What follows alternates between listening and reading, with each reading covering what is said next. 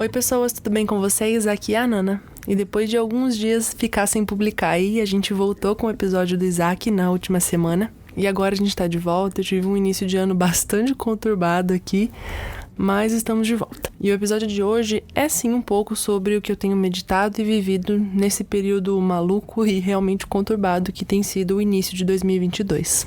Novamente eu vou expor um pouco do meu coração aqui, como eu sempre faço, porque eu acredito que existe beleza em dividir as dificuldades.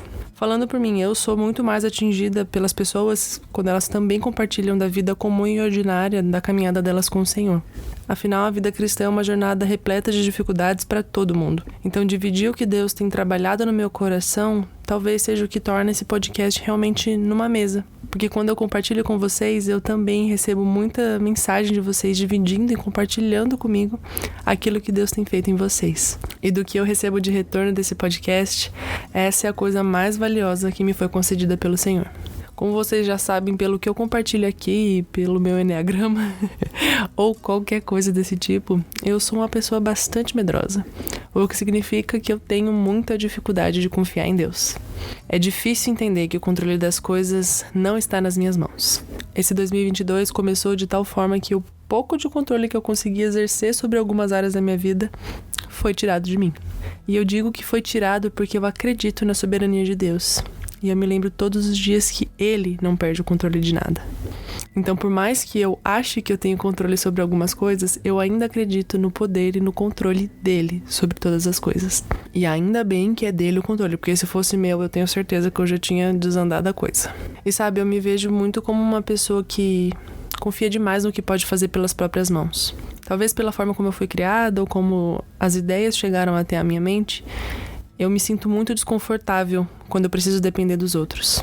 E isso, obviamente, também reflete no meu relacionamento com Deus. Também não, eu diria que principalmente. E por mais que eu tenha 27 anos vividos dentro de um lar cristão, Deus constantemente precisa me lembrar e me permitir passar por situações em que meu único caminho é confiar nele. E talvez esse seja o grande aprendizado da minha vida toda, confiar em Deus. Por um lado, é triste eu perceber que em diversas situações só confio no Senhor porque eu não tenho outro caminho, porque essa é a minha única opção. Por outro, eu sou inundada pela graça de Deus que não cansa de vir ao meu encontro novamente, dia após dia, me lembrar que eu tenho um Deus que me ama e tem planos infinitamente superiores aos que eu tenho para mim mesma. E eu sei mesmo. É muito difícil esperar quando você quer agir e resolver alguma situação. Mas há momentos em que Deus vai te colocar no banco de espera e que você não vai ter outra solução, se não se lembrar que Ele é Deus e que seu trabalho é descansar nele. Descansar na certeza de que o oleiro é quem faz, refaz, quebra e faz de novo o que Ele quiser com o vaso de barro que somos nós. E vale lembrar que tentar assumir o controle de todas as coisas é tentar se colocar no lugar de Deus. E isso vocês já estão cansados de saber, é idolatria. Portanto, hoje eu quero lembrá-los daquilo que Deus tem me lembrado nas últimas semanas, de desapegar de mim e me apegar a Ele. Tudo que eu desejo, planejo, busco para mim não pode se comparar com o plano que Ele já fez. E tudo bem você chorar, sofrer por conta das coisas que não foram planejadas e aconteceram, tirando qualquer expectativa de controle, mas que no teu coração sempre ecoe o verso 2 do Salmo 16. Digo ao Senhor, Tu és o meu Senhor. Outro bem não possuo, senão a ti somente. Não importa o que nós perdemos ou sofremos com os acontecimentos da vida, que nosso coração pertença unicamente a Deus. Que diante das dificuldades você sempre se lembre que o Senhor é o único bem que você possui, o bem maior de todo mundo que sequer pode ter algum valor humano.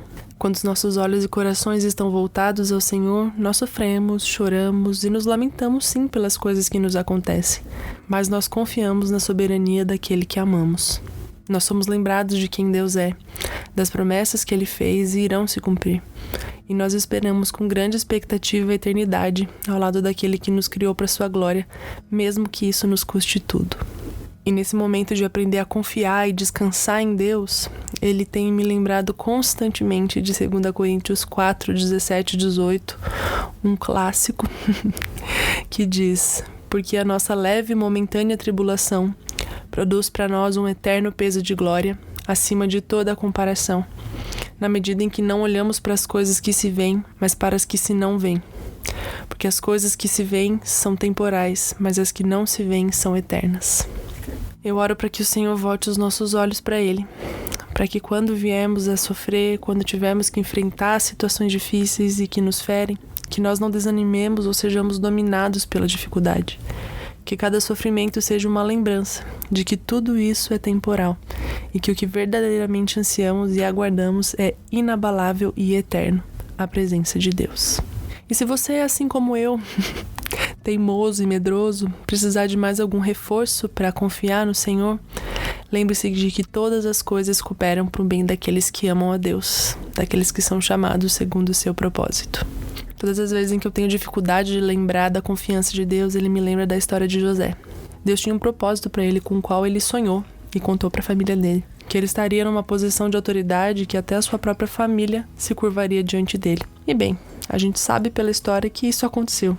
Só que para chegar até lá, José foi vendido como escravo pelos próprios irmãos, dado como morto, foi preso, injustiçado, esquecido. E mesmo diante disso tudo, ele andava na presença de Deus. A Bíblia nos conta que Deus estava com ele. Então, por mais que José soubesse onde ele queria chegar, onde Deus queria levá-lo, ele não imaginava o caminho que ele ia passar. E isso acontece conosco também hoje. Muitas vezes a gente sabe onde Deus quer nos levar, mas a gente não sabe o que vai acontecer para a gente chegar até lá.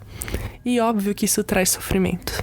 Mas é com os olhos postos no Senhor, a nossa confiança depositada nele, que todas essas coisas serão um peso de glória para nós.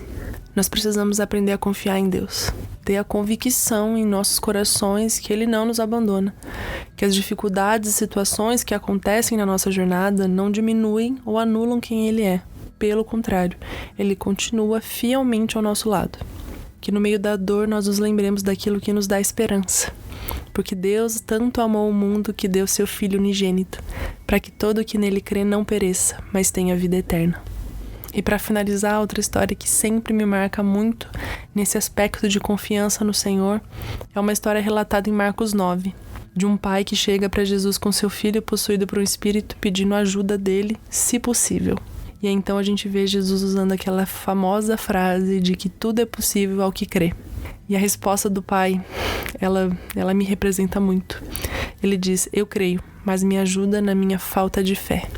E eu acho muito honesta essa resposta do pai do menino. Como eu disse, eu me identifico muito com ela. Ela transmite muito do que a gente como cristão vive. Muitas vezes a gente diz que confia e crê no poder de Deus, mas a gente sabe que nossa fé ainda é pequena demais. E essa frase desse pai sempre me inspira, nesses momentos de falta de confiança, a pedir ao Senhor que me ajude na minha falta de fé.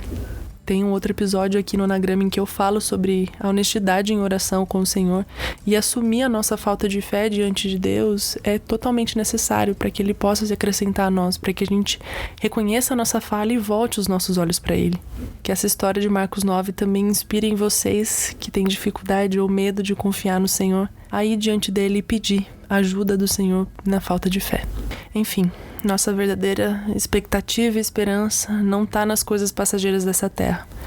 Então, por mais que a gente sofra com as coisas que acontecem aqui, se nós estivermos com nossos olhos postos em Jesus, nós jamais seremos abalados e nós lutaremos contra o desejo natural de fazer tudo pelas nossas próprias mãos, aprendendo a confiar em Deus e então permitindo que Ele cresça e a gente diminua. Então fica aqui meu apelo no 1000º episódio, pela 1000ª vez. Olhem para Jesus. O Senhor tem me lembrado disso e eu quero lembrá-los também. Olhem para Jesus. Está faltando confiança, está com medo? Olha para Jesus. Afinal de contas, é dele o domínio, o poder e a glória para sempre. E se eu puder fazer um pedido para vocês, eu queria muito que assim que vocês terminassem de ouvir esse episódio, vocês fossem orar e confessassem para o Senhor a dificuldade de crer e confiar na soberania e no controle dele. E lógico, pedir perdão pelas incontáveis vezes em que nós tentamos assumir o controle e o domínio da situação quando elas pertencem ao Senhor. É isso. Até o próximo episódio. Um beijo e um queijo.